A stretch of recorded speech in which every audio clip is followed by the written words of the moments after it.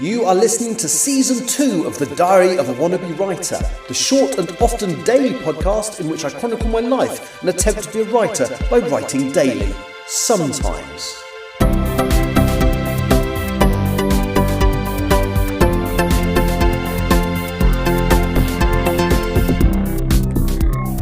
Hello, today is Saturday the 8th of November 2025 and you're listening to The Diary of a Wannabe Writer.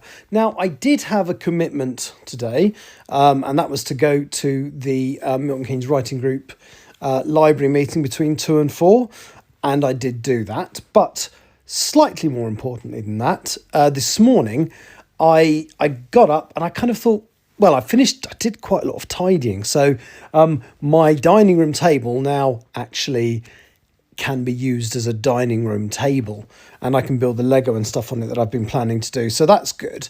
And so, yeah, I think I put the tablecloth on last night just before I went to bed, having found proper homes for everything on the table and quite a lot of those things found a home in the bin. But anyway, so that was good. But the main thing that I'm pleased about this morning, or today, is that I went online, I did a writing stream this morning, and I got about 15 or 1600 words written of chapter 18 of Self-Portrait. Now this, again, this is quite an important chapter in the sort of deviation from the original plot, and actually it's probably the last chapter that's going to have that deviation in it, possibly because the next chapter, even if it's following up Charlie and Saywood, is kind of back on track now.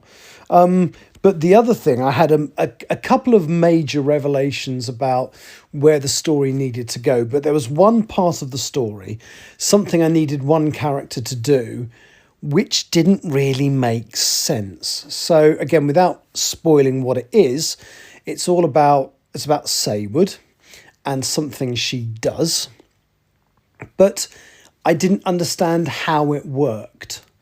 And then I suddenly realised for my plan to work, she has to have an accomplice, somebody who's working with her, who's working to the same end she is.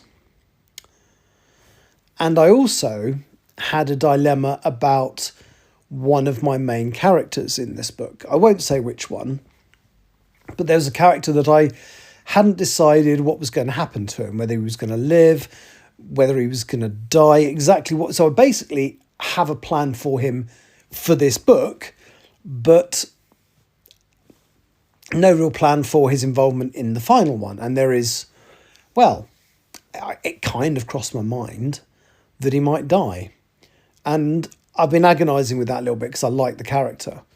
He was, I would say, a tertiary character in the first book in Self-Portrait, but his role in this, he is one of the key characters in this book, and I really like the guy. And I didn't understand how I could make the last bit work, as I say, separate to him, how I could make the last bit. It's not the last bit of Saywood's storyline, but it's kind of the middle bit of her storyline. And I've suddenly worked out how it will work, and it will involve using Jagvir. So Jagvir has a point. Sorry, I wasn't going to say who it was, and I just did.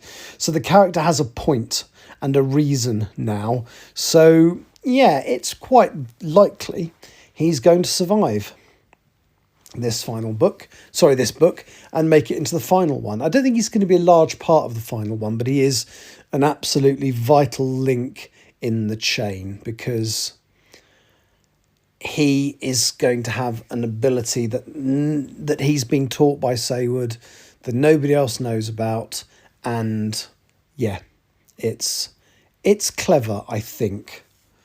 But yeah, so we shall see how it all pans out. So that's good. Then as I went to the Milton Keynes Writing Group, one of the people there had a mini health scare, but they're okay now. Won't say who, obviously. And then me and TG Campbell went to karaoke. And just basically hired a karaoke room and sang for an hour. And yeah, it was good fun. Our music tastes are very different. So she was doing stuff like Jolene and some Cher stuff. Was it If I Could Turn Back Time and stuff like that? And there's me doing like Pet Shop Boys and Blur. Oh, and we did Elton John and Kiki D. And we did Don't You Want Me by the Human League, because they're both ones that have female parts, as a duet effectively. So that was good fun. It was a bit mad, but it was good fun. And they gave us an extra 5 minutes as well. So we had an hour and 5 minutes instead of an hour. So that was good. Yeah. So my plans for tomorrow, well, I was going to go to the local tip and take a load of stuff from my spare room to dump there.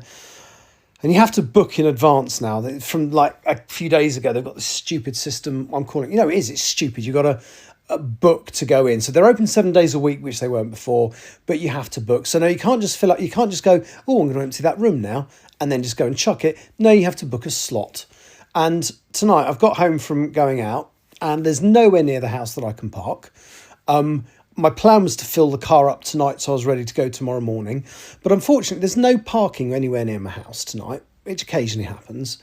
And I'm not lugging all that stuff down to where the car is, because I've got a sore hip. So it does mean that I'm not going to be able to basically put the stuff in the car, which means I'm not going to be able to go to the tip tomorrow, which means I'm going to miss the slot that I booked. But, it's a bloody stupid system anyway. So my plan is hopefully tomorrow move the car closer to the house as soon as a parking spot becomes available. I will fill it up tomorrow during the day, and then hopefully book another slot for Monday. Also, I plan to do a bit more work on Chapter 18. So that's me. Go me. I'll talk to you later. Take care. Bye-bye. You have been listening to The Diary of a Wannabe Writer.